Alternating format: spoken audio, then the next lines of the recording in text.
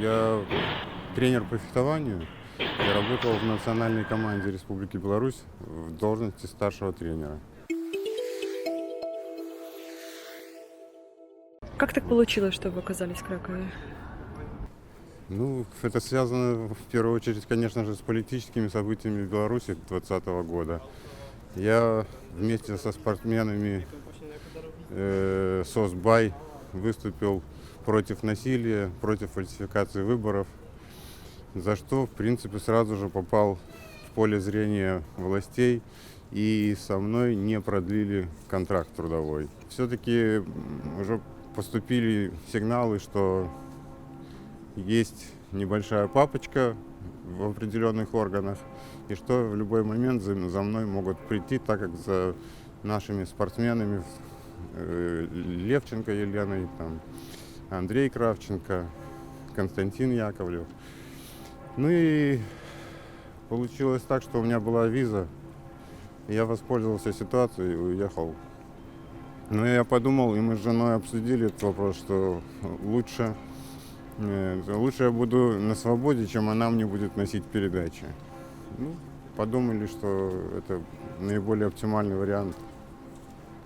Поэтому, и, конечно же, это самый трудный вопрос, что мы сейчас вдалеке друг от друга. Но я думаю, что этот вопрос тоже решаемый. Как вас встретил Краков? Чем вы здесь занимаетесь? Ну, я ехал, конечно же, с надеждой, что продолжу здесь тренерскую деятельность. Вот. Но так как это все случилось спонтанно, без какой-то подготовки, к сожалению, не удалось найти здесь работу по специальности. Но, в принципе, что меня больше всего удивило, в отличие от, допустим, белорусской ситуации, где я, допустим, ну, в свои 58, как бы, на самом деле, не так просто у нас в стране с возрастом искать себе работу. А здесь я нашел работу, пусть она, конечно же, не по специальности, я пошел просто разнорабочим на стройку, но я нашел работу на третий день пребывания в Кракове. Причем, что самое важное, что там и предоставляли и жилье, и транспорт, ну и, в общем-то, и зарплата даже повыше, чем у меня была в Беларуси в роли старшего тренера.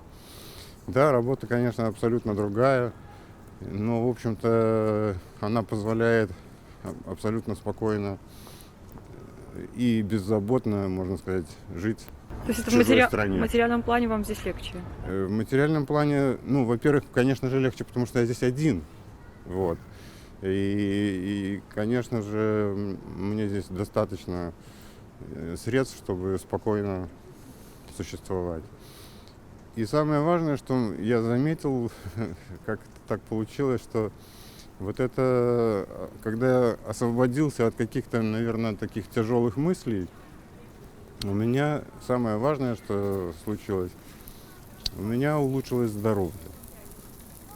То есть если в Беларуси постоянные вот эти какое-то нагнетание каких-то черных мыслей, то здесь действительно какая-то свободная жизнь, свободная такая и спокойная. У меня нормализовалось давление. И я вот самое важное, я считаю, что у человека это здоровье, потому что без здоровья, в общем-то, ничего остального, в общем-то, и не нужно будет. А здесь я чувствую себя великолепно. За полгода пребывания в Польше у меня давление ни разу не прыгало 120/80, как у космонавта, хоть лети в космос. Сколько вы здесь зарабатываете, Александр? А? И сколько вы здесь зарабатываете и тратите денег? Э, Ну, здесь такая, у меня, конечно, я считаю, что, скорее всего, зарплата минимальная, но, опять же, я отталкиваюсь от того, что этих денег достаточно. У меня зарплата примерно $1000 в месяц. Из них я 30% трачу на жилье, и то только потому, что я выбрал более комфортное, так как уже, ну, мне хочется жить комфортно. Я снимаю отдельную квартиру. Можно было жить гораздо дешевле, там, в хостеле, и тратить еще гораздо меньше. Вот. И поэтому, в общем-то, основные затраты это 30% жилье, А по питанию я скажу, что если сравнивать с Беларусью, то, допустим, на $20 из магазина в Польше я несу две большие сумки. Я на $20 в Беларуси столько точно не могу купить. Поэтому мне и питания хватает, и остаются еще какие-то денежки. А как к вам поляки относятся здесь? Ну, вот там, где, во-первых, я приехал, так сказать, в свое сообщество. Какое сообщество? Здесь есть, так же как в Беларуси, есть движение ветераны фехтования. То есть это люди, которые занимались фехтованием, и когда перешли в разряд уже 40 лет и старше, они продолжают тренироваться и выступать на соревнованиях среди ветеранов. В Беларуси мы тренировались и выступали. И в Польше есть такой клуб. Я приехал, можно сказать, к друзьям из этого клуба. Мы вместе тренируемся, вместе также продолжаем ездить на соревнования. С ними я общаюсь, в общем-то. А по работе я скажу, что польские работодатели на самом деле хорошо относятся к работникам. Им не важно, кто ты по национальности, им важно, как ты работаешь.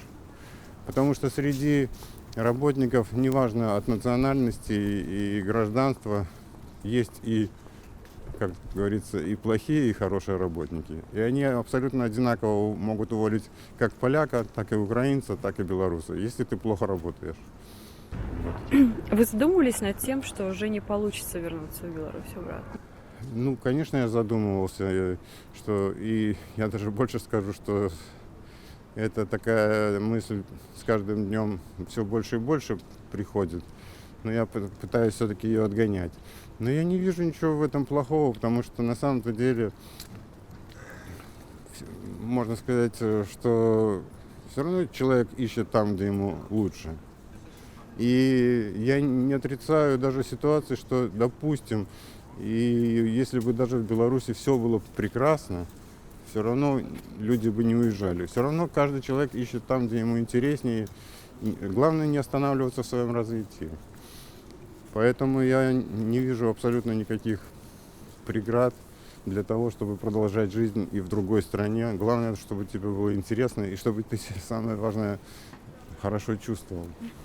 Какие у вас планы на будущее? Вы рассказывали, что хотели бы открыть здесь школу фехтования. Да, ну, во-первых, я хотел бы открыть школу фехтования в Беларуси, но так как я сейчас нахожусь не там, то эти же мысли у меня посещают и здесь, и, в общем-то, эти мысли так, с каждым днем прибавляют уверенности, что я это точно буду делать, потому что для меня пока сейчас самый важный вопрос – это язык. Как только у меня будет язык на должном уровне, я обязательно сразу же начну так сказать, этот процесс по организации клуба. Тем более в Кракове, конечно же, есть фехтовальные клубы, но они здесь все, это уже такой специфический момент, они все направлены на развитие шпаги, а я именно развиваю рапиру. То есть у меня здесь конкуренции точно не будет по рапире. Сейчас в Беларуси много людей, которые попали под репрессии, хотели бы уехать, но боятся. Что бы вы им сказали? Ну, люди-то боятся уехать, даже когда и не под репрессиями были. Они все равно сомневаются. И действительно, многие говорят, а вот у нас же хорошо, а там неизвестно, что нас ждет. Но это все зависит, наверное, от характера, в общем-то. Я говорю только то, не попробуешь, не узнаешь. Вот. И нельзя сравнить что-то с чем-то, если ты этого сам не попробовал. Я более такой рискованный человек и считаю, что, во-первых, всегда же есть возможность вернуться. Никто же не говорит, что все, уехал и до свидания. Попробуйте, и тогда будете говорить, можно или не можно это делать. Что бы вы хотели передать всем белорусам? На самом деле такой сложный вопрос, потому что хотелось бы, чтобы белорусы стали немножко смелее.